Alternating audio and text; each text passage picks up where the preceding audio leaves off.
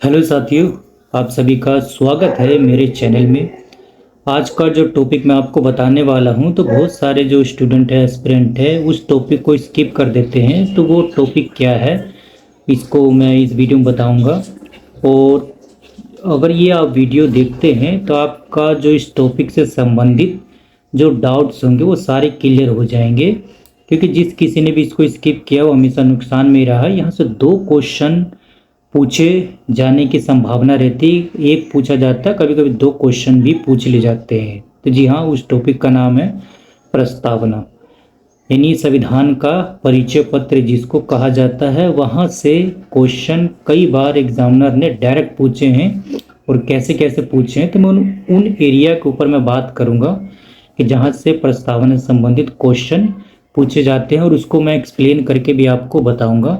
तो आइए हम शुरू करते हैं प्रस्तावना। तो सबसे पहले आपको क्या करना है कि जो प्रस्तावना है उसको एज इट इज रीड कर लेना है कि उसमें क्या लिखा है, कौन कौन सी शब्दावलियाँ यूज किए गए हैं, वो आपको एज इट इज पढ़ लेना है, याद कर लेना है। तो पहली बात तो आपको प्रस्तावना में क्या लिखा है ये पता होना चाहिए। दूसरी बात क्या है कि प्रस्तावना में जो भी शब्द लिखे गए हैं उसका सीक्वेंस आपको याद करना है। तो सीक्वेंस आपके लिए बहुत ही ज़्यादा इम्पोर्टेंट है, कई बार पूछा गया है। आपको मैं कभी नेक्स्ट वीडियो में उसका PYQ कराऊंगा, तो वहाँ से आपको पता लग जाएगा कैसे कैसे क्वेश्चन पूछेगा। जो मैंने आपको बताया वहीं से क्वेश्चन पूछे गए। मेरा 5 सालों का एक्सपीरियंस है एग्ज़ाम देने का, और एनालाइज किया है मैंने बहुत ही इस चैप्टर को, पॉलिटी सेक्शन को। तो मुझे पता है कि कैसे कैसे एग्जामिनर क्वेश्चन पूछते हैं, तो आप भटको नहीं।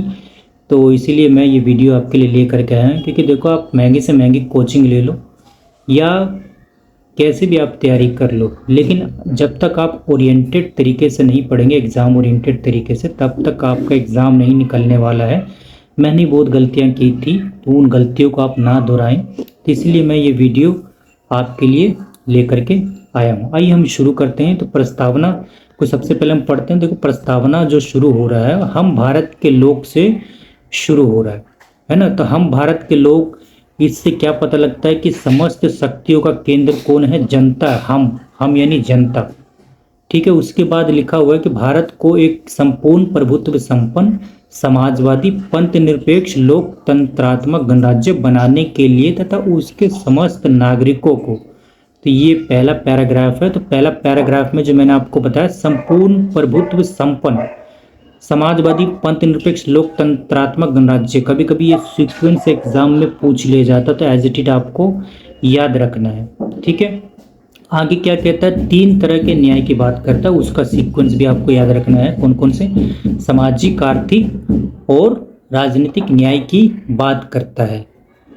और जो कि आपको आर्थिक और जो सामाजिक न्याय है वो DPSP में भी देखने को मिलता है, और राजनीतिक न्याय आपको अधिकारों में भी देखने को मिलता है, मौलिक अधिकारों में।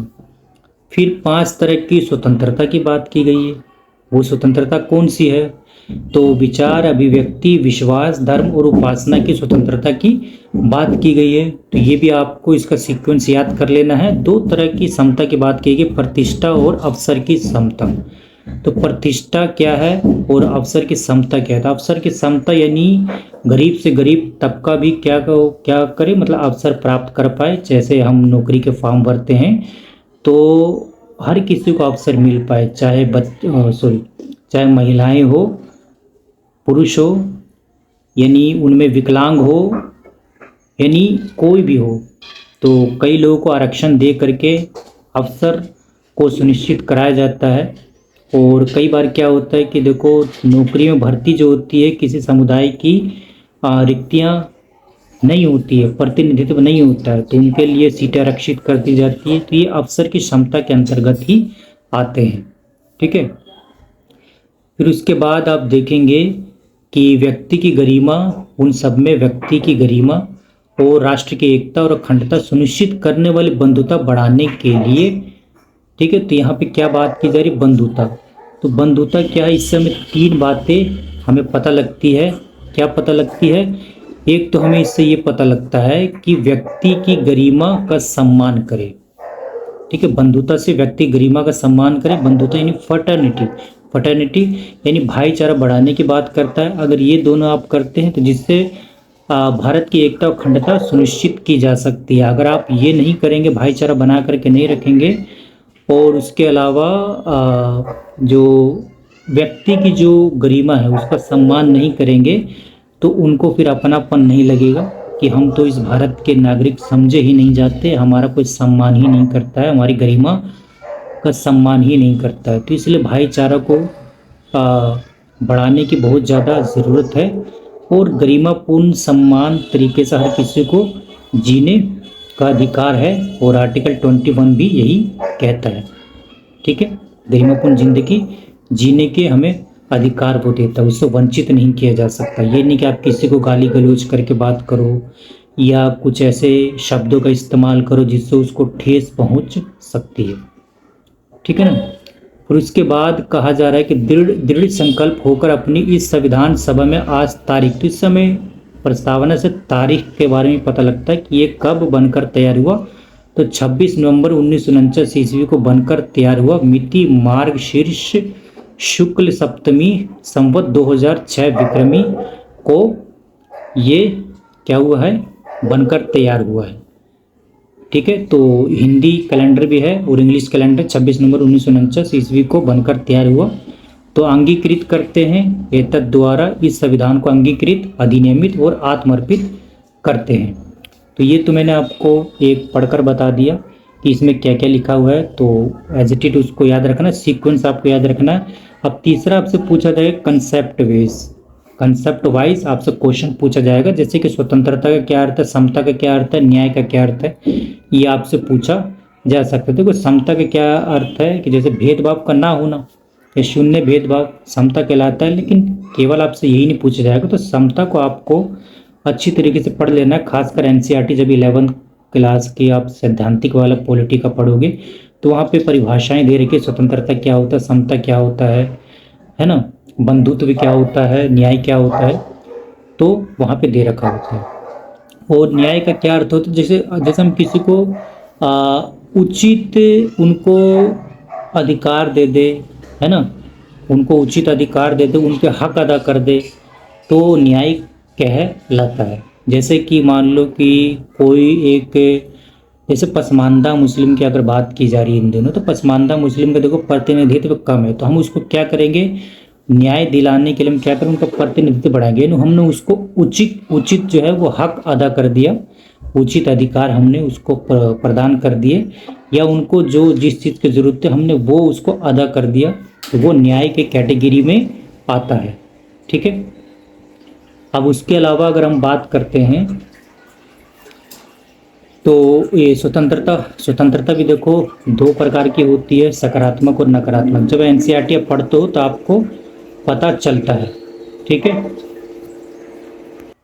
तो स्वतंत्रता जो है सकारात्मक नकारात्मक होती है। तो सकारात्मक में क्या होता है कि इसमें कुछ बंदिशें लगाई जाती है, हमें पूर्ण स्वतंत्रता नहीं दी जाती है।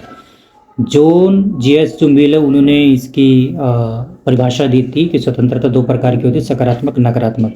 तो नकारात्मक स्वतंत्रता अगर एक देश में दे दी जाए सब नागरिकों को, तो कोई कुछ भी करने लगेगा, सीधा बोलेगा कि ये तो हमारा अधिकार है, हमें स्वतंत्रता, हमें आज़ादी है, रात को हम घूमें या शराब पिए गली मोहल्ले में, या रात को देर देर तक गाने बजाएं, तो वो नकारात्मक स्वतंत्रता के अंतर्गत आ जाती है। यानी एक ऐसी स्वतंत्रता होनी चाहिए जिससे दूसरे के अधिकारों का हनन ना हो, तो वो सकारात्मक स्वतंत्रता में काउंट की जाती है। तो आई होप आपको ये समझ में आया होगा। फिर इसके अलावा देखो गणराज्य आपसे पूछा जा सकता है कंसेप्ट बेस पे कि गणराज्य क्या अर्थ होता है। तो जिस देश का जो सर्वोच्च पद होता है जैसे राष्ट्रपति, तो वो जनता द्वारा चुना जाता है, वंशानुगत नहीं होता, तो वही देश गणराज्य कहलाता है। और जहाँ देखो जो उच्च पद है, सर्वोच्च पद है, अगर वो वंशानुगत है तो वो गणराज्य नहीं कहलाता। जैसे कि ब्रिटेन क्या है, राजतंत्रात्मक लोकतंत्र है, न कि गणराज्य है वो, क्योंकि वहाँ पे जो सर्वोच्च पद है वहाँ पे राजा का शासन अभी भी है, यानी वंशानुगत है, तो इस वजह से उसको नहीं कहा जा सकता कि वो गणराज्य है। इसी प्रकार से संप्रभुता का क्या अर्थ होता है, तो संप्रभुता का अर्थ क्या होता है, वैसे तो देखो कि हमारे भारत में जो जनता है वो संप्रभु है, यानी संप्रभुता का यूं कह लो एक सिंपल भाषा में कि जैसे हम अपने आंतरिक और बाहरी नीतियों को बनाने के लिए पूर्ण रूप से स्वतंत्र है और हम ना किसी भी शक्ति के अधीन है, ना ही हम किसी के दबाव में आकर के नीतियों को बनाते हैं, ना ही हम किसी ऐसे गुट के सदस्य हैं जो हम पे दबाव बनाए नीतियाँ बनाने, जैसे नाटो के सदस्य। तो जवाहरलाल नेहरू ने उस समय गुट निरपेक्ष आंदोलन चलाया था, तो ये एक बड़ी उपलब्धि थी कि हम किसी गुट में शामिल नहीं हुए। अगर होते तो आज हमारी नीतियाँ क्या होती, प्रभावित हो रही थी, यानी हमारी संप्रभुता वो प्रभावित हो रही होती। तो संप्रभुता हमारी क्या है, पूर्ण रूप से स्वतंत्र है। हम अपनी बाहरी और आंतरिक नीतियों या विदेश नीति को बनाने में पूर्ण रूप से स्वतंत्र हैं। हम जैसे चाहें, जिस भी देश के साथ चाहें, अपनी नीतियों को बना सकते हैं। ठीक है। उसके अलावा जैसे लोकतंत्रात्मक, तो लोकतंत्रात्मक मतलब क्या है कि ये जो हमारा जो संविधान है तो इसको लोगों ने बनाया है। ठीक है, लोगों ने बनाया है, लोगों के लिए है, लोगों द्वारा ही संचालित होगा। तो लोकतंत्र की परिभाषा क्या है कि समाज का ये एक जनसंख्या का एक ऐसा समूह जो एक बहुत बड़े उस देश की जनसंख्या पर शासन करता है। जैसे कि हम प्रतिनिधियों को चुनते हैं और वो उनके माध्यम से हम देश पर शासन करते हैं। और लोकतंत्र के भी प्रकार है, जैसे प्रत्यक्ष लोकतंत्र जिसमें जनता की सीधे भागीदारी होती है निर्णय लेने में।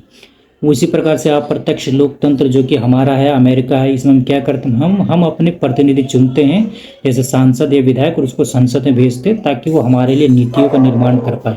यानी हम क्या करते हैं, अप्रत्यक्ष रूप से निर्णय में हमारी भागीदारी होती है। यानी जो हमारे प्रतिनिधि होते हैं वो जनता की इच्छाओं का प्रतिनिधित्व करते हैं। जैसे जनता की इच्छा होती है तो वैसे ही नीतियाँ बनती है, नहीं तो फिर अगले 5 सालों में क्या होती है, वो सरकार को जनता द्वारा हटा दिया जाता है। और भी कई प्रकार के लोकतंत्र है, जैसे प्रतिनिधित्वात्मक लोकतंत्र, रिप्रेजेंटेटिव जिसको कहा जाता है। तो अप्रत्यक्ष लोकतंत्र ही रिप्रेजेंटेटिव गवर्नमेंट लोकतंत्र है।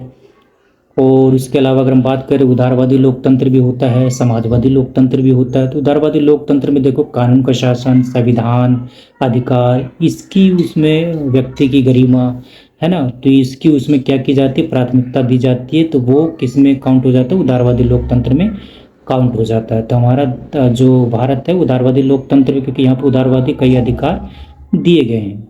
ठीक है। समाजवादी लोकतंत्र भी हमारा भारत कैसे, तो यहाँ पे आर्थिक और सामाजिक न्याय की भी बात की गई है। तो समाजवादी लोकतंत्र क्या होता है कि ऐसा लोकतंत्र जिसमें आर्थिक समानता और सामाजिक न्याय पर बल दिया जाता है। अम्बेडकर जी इसके खासकर समर्थन करते थे समाजवादी लोकतंत्र का।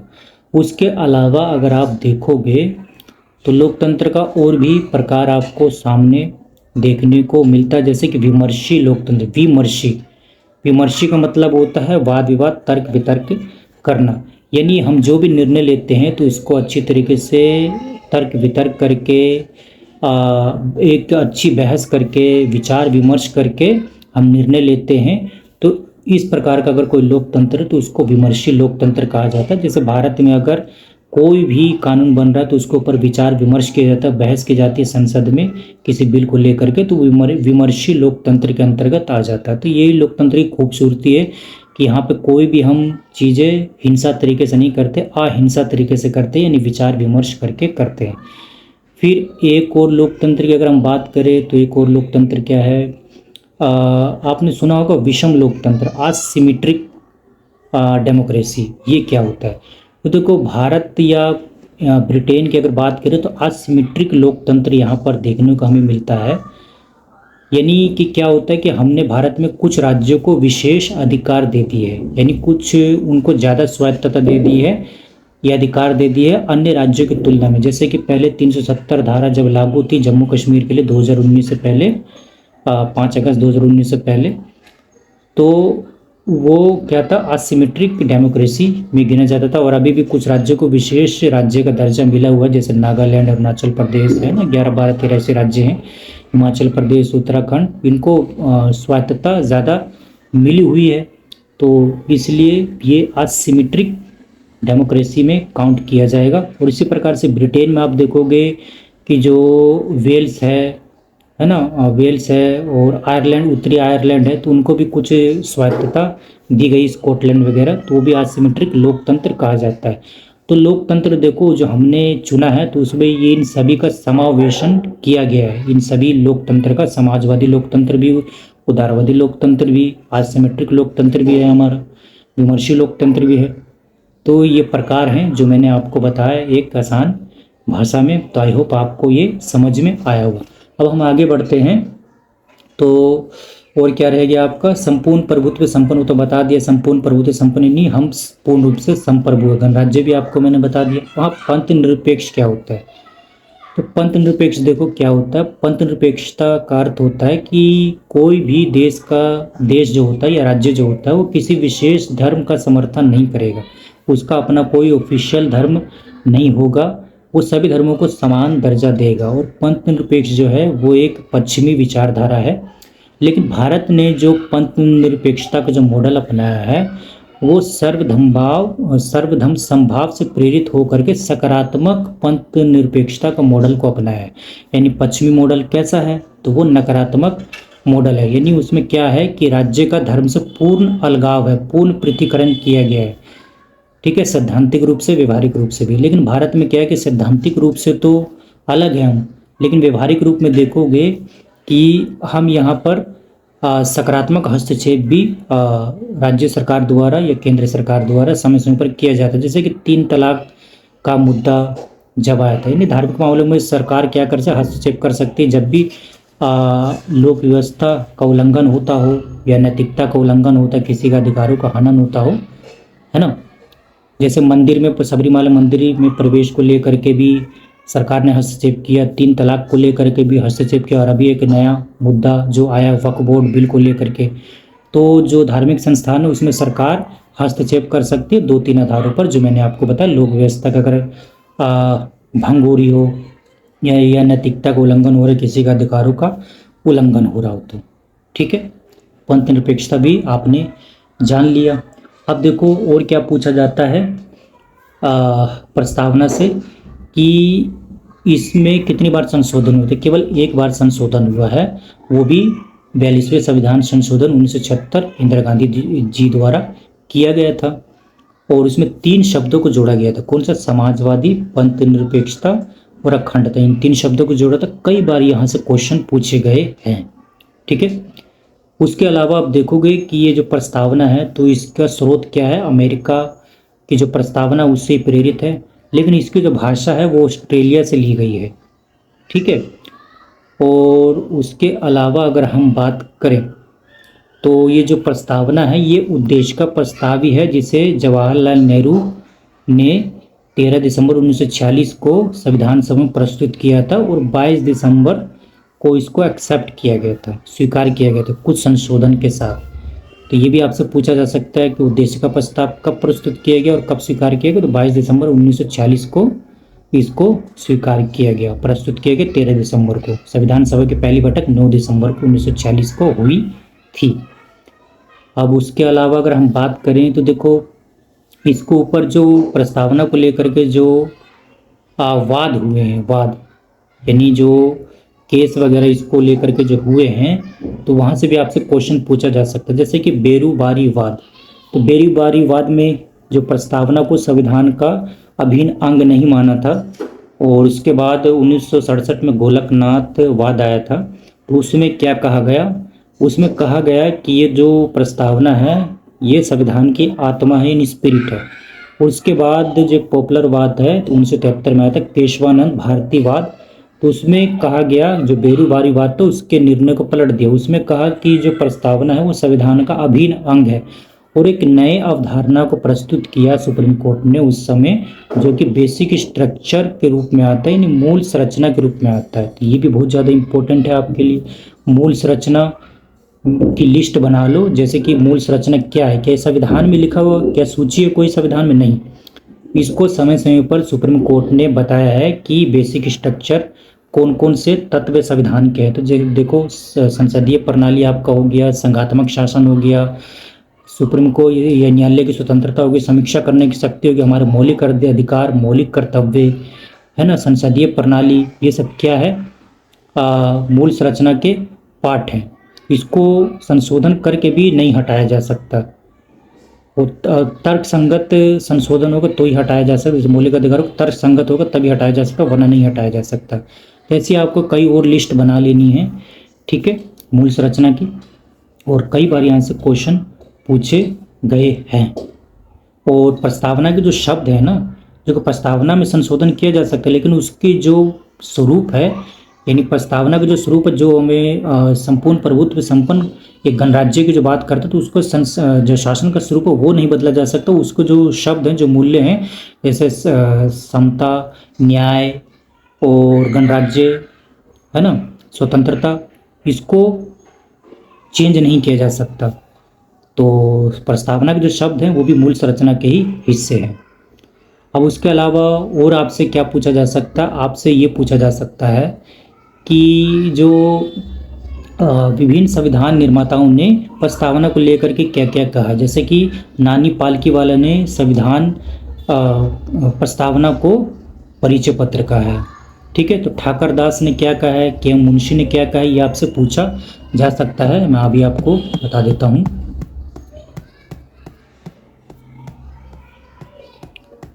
देखो, तो आपका के मुंशी जो है, प्रस्तावना भारत की राजनीतिक आस्था का प्रतिबिंब है, तो ये उन्होंने कहा था, ये याद करने पड़ेंगे। प्रस्तावना हमारे संविधान की दार्शनिक नींव है जो इसकी भावना को दर्शाती है, ये एन गोपाल स्वामी अयंगर ने कहा। ठाकर दास ने क्या कहा? ठाकर दास भवानी ने, प्रस्तावना भारत के नागरिकों की सामूहिक आकांक्षाएं निहित है। अम्बेडकर जी ने क्या कहा? इसको आत्मा कहा, है ना, प्रस्तावना को संविधान की आत्मा कहा। जवाहरलाल नेहरू ने भी उसको प्रस्तावना को संविधान की आत्मा कहा। और भीमराव अम्बेडकर ने संविधान की आत्मा और मार्गदर्शक कहा। जवाहरलाल नेहरू ने थोड़ा ज़्यादा कहा, जैसे कि प्रस्तावना भारत की आत्मा है जिसमें इस राष्ट्र के सभी महान आदर्शों लक्ष्यों की झलक है। यह उस समय भारत की परिकल्पना है जिसे हम बनाना चाहते हैं, पंडित जवाहरलाल नेहरू ने कहा था। फिर आप देखोगे बेंजामिन कार्डोजो एक अमेरिकी न्यायाधीश थे, उन्होंने कहा किसी भी संविधान की प्रस्तावना उस समाज के न्याय का वादा है। तो ये स्टेटमेंट से भारत को भी प्रेरणा मिली। तो ये जो मैंने आपको एरिया बताए हैं, यहीं से क्वेश्चन पूछे जाते हैं, यहीं से क्वेश्चन पुटअप किए जाएंगे। और इसके अलावा अगर 1% होगा तो हो सकता है करंट अफेयर से वो प्रेरित हो, कुछ संशोधन लेकर के आए या कोई और चर्चा हो रही हो, लेकिन ज़्यादातर 99% यही वो एरिया है जहाँ से क्वेश्चन पूछे जाते हैं। और ये जो मैंने आपको बताया, इसकी मेरे पास PDF भी है। अगर आप सभी को चाहिए होगी PDF, मेरे हैंड रिटन खुद के नोट्स हैं, तो अगर आपको चाहिए होंगे तो बताना कमेंट में, मैं आपको टेलीग्राम के माध्यम से उसको प्रोवाइड करा दूंगा। या टेलीग्राम लिंक अगर मैं आपको दे देता हूँ तो उससे ज्वाइन कर लेना, वहाँ पे आपको मिल जाएगा, ठीक है। तो ठीक है।